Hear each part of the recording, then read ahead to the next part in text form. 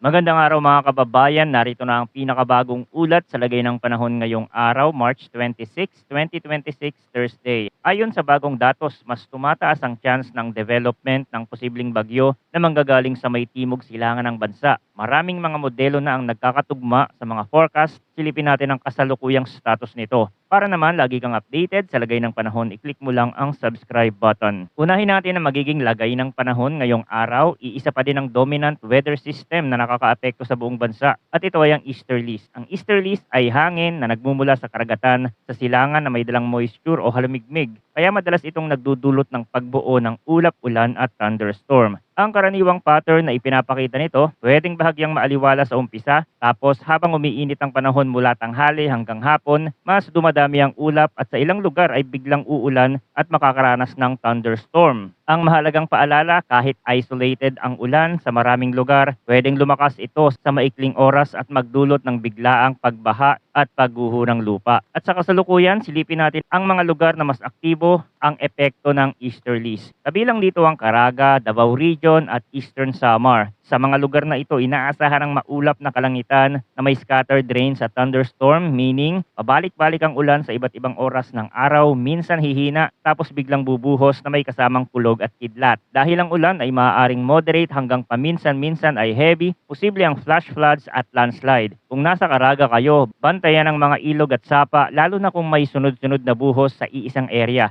dahil mabilis tumaas ang tubig. Sa Davao Region, mag-ingat sa mga kalsadang tabing bundok at sa mga lugar na may matatarik na dalisdis dahil kapag basang-basa na ang lupa, mas tumataas ang risk ng landslide. Sa Eastern Samar, seryosohin ang thunderstorm dahil pwedeng mabilis ang pagbaha sa mga low-lying communities at sa mga elevated areas, pwedeng lumambot ang lupa at tumaas ang chance ng pagguho. Para naman sa Metro Manila at sa natitirang bahagi ng bansa, partly cloudy to cloudy skies ang inaasahan na may isolated rain showers o thunderstorm. Sanhi pa rin ang easterlies. Dito mahalagang maintindihan ang isolated. Hindi ito sabay-sabay uulan sa lahat ng lugar. Pwedeng walang ulan sa kabilang dako, pero sa katabing area ay may biglang buhos. At kapag severe thunderstorm ang tumama, posible ang flash floods at landslide. Sa Metro Manila, kahit panandalian lang ang malakas na ulan, pwedeng mabilis makaipon ng tubig sa ilang kalsada, lalo na kung barado ang drainage. Kaya maglaan ng extra time sa biyahe, iwasan ang flood-prone routes at mag-ingat sa pagmamaneho dahil madulas ang kalsada at bumababa ang visibility kapag biglang umulan. Sa mga probinsya naman, lalo na sa mga lugar na may ilog at tabing bundok na kalsada, bantayan ang biglaang pagtaas ng tubig at ang mga palatandaan ng landslide. Dumako naman tayo sa hangin at kondisyon ng karagatan para sa northern at eastern section ng Luzon at sa eastern section ng Visayas, inaasahan ng light to moderate na hangin na mula northeast to east. Ang coastal waters dito ay slight to moderate na may taas ng alon mula 0.6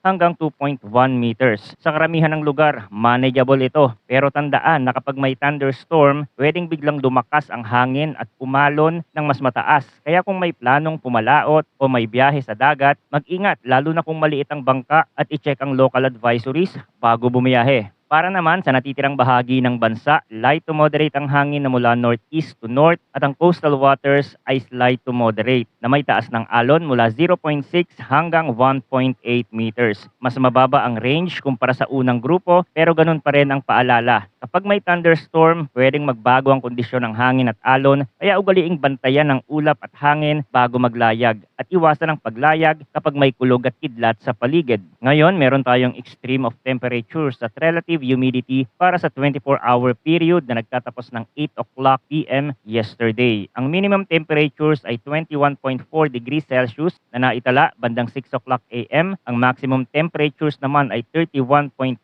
degrees Celsius na naitala bandang 4 o'clock p.m. Ibig sabihin, presko sa umaga pero umiinit pa rin sa tanghali. At kapag umiinit, mas nagiging pabor ito sa pagbuo ng thunderstorm lalo na kapag may easterlies na nagdadala ng moisture. Pagdating sa humidity, ang minimum relative humidity ay 48% na naitala bandang 2 o'clock p.m. At ang maximum relative humidity ay 83% na naitala bandang 5 o'clock AM. Kaya mas mamasa-masa ang hangin sa madaling araw tapos bumababa habang umiinit ang araw. Pero kapag dumating ang ulan, tataas ulit ang halumigmig at mas lalagkit ang pakiramdam. Ngayon, update tayo sa posibleng bagyo na magmumula sa timog silangan ng bansa. Ayon sa mga bagong datos, mas dumadami ang mga member model na nagkakasundo na may posibleng sistema na lalabas at may chance na ma-develop. At dahil long range forecast pa ito, uncertain pa kung ito ay maglalandfall, pero may mga member model na nagsasabi na maaari itong pumasok sa loob ng Philippine Area of Responsibility o PAR. Mahalagang punto ito dahil kapag mas maraming model ang nagkakaroon ng parehong signal, mas tumataas ang chance na may development na dapat bantayan. Ganon din ang ipinapakita ng ibang kilalang weather model tulad ng GFS at European model. Kapag ang iba't ibang modelo ay nagkakasundo sa forecast, mas tumataas ang confidence na may sistema nga